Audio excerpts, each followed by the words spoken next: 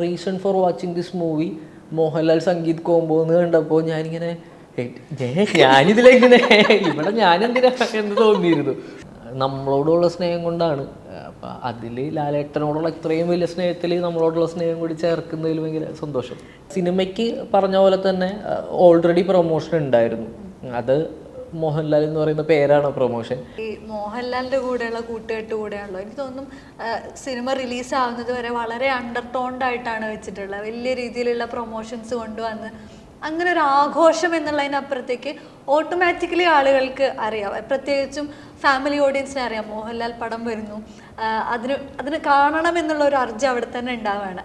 അതിൻ്റെ കൂടെ സംഗീതിൻ്റെ ഒരു കോമ്പിനേഷൻ കൂടെ വന്നിട്ട് അത് വലിയ രീതിയിലേക്ക് നിങ്ങൾ പ്രൊമോട്ട് ചെയ്യാതെ തന്നെ അത് പ്രൊമോട്ടഡ് ആവുന്ന ഒരു അവസ്ഥയുണ്ട്. ആ ഒരു ഫീൽ എങ്ങനെയായിരുന്നു? സിനിമ ഇപ്പോൾ കുഞ്ഞു സിനിമയാണ്, ഭയങ്കര ഫീൽ ഗുഡായിട്ടുള്ള ആളുകൾക്ക് ആ ഓരോ മൊമെൻറ്റ്സാണ് ഇതിൽ ടേക്ക് അവേ ആയിട്ട് നമ്മൾ സിനിമ കഴിഞ്ഞ് വീട്ടിലേക്ക് പോകുമ്പോൾ ഇതിലുള്ള ഈ കുഞ്ഞു കുഞ്ഞ് മൊമെൻറ്റ്സും ഇമോഷൻസുമാണ് കൊണ്ടുപോകാനുള്ളത്. അപ്പോൾ ട്രെയിലർ ഇപ്പോൾ വന്നപ്പോൾ അനൂപേട്ടൻ എഡിറ്റ് ചെയ്ത്, അനൂപേട്ടൻ എഡിറ്റ് ചെയ്യുമ്പോൾ അനൂപേട്ടൻ പറഞ്ഞിരുന്നത് ഒരു മൊമെൻറ്റും ഇടാൻ പറ്റുന്നില്ല, കാരണം ആ മൊമെൻ്റ് ഇട്ട് കഴിഞ്ഞാൽ ആ സർപ്രൈസ് പോവും എന്നുള്ളത് കൊണ്ട്. അപ്പോൾ സിനിമയ്ക്ക് പറഞ്ഞ പോലെ തന്നെ ഓൾറെഡി പ്രൊമോഷൻ ഉണ്ടായിരുന്നു. അത് മോഹൻലാൽ എന്ന് പറയുന്ന പേരാണ് പ്രൊമോഷൻ. എവിടേക്കോ ഞാൻ ടീസർ ഇറങ്ങിക്കഴിഞ്ഞപ്പോൾ, ടീസർ ഞാൻ അതിന് മുമ്പൊക്കെ കണ്ടിരുന്നു, ഇങ്ങനെ കണ്ടുപോയി.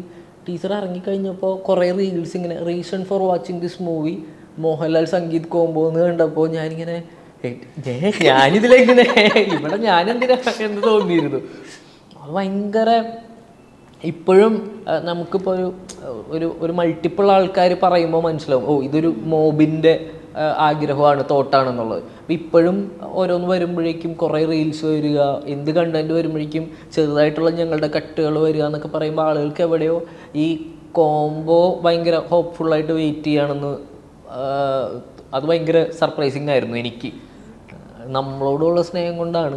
അപ്പം അതിൽ ലാലേട്ടനോടുള്ള ഇത്രയും വലിയ സ്നേഹത്തിൽ നമ്മളോടുള്ള സ്നേഹം കൂടി ചേർക്കുന്നതിൽ ഭയങ്കര സന്തോഷം.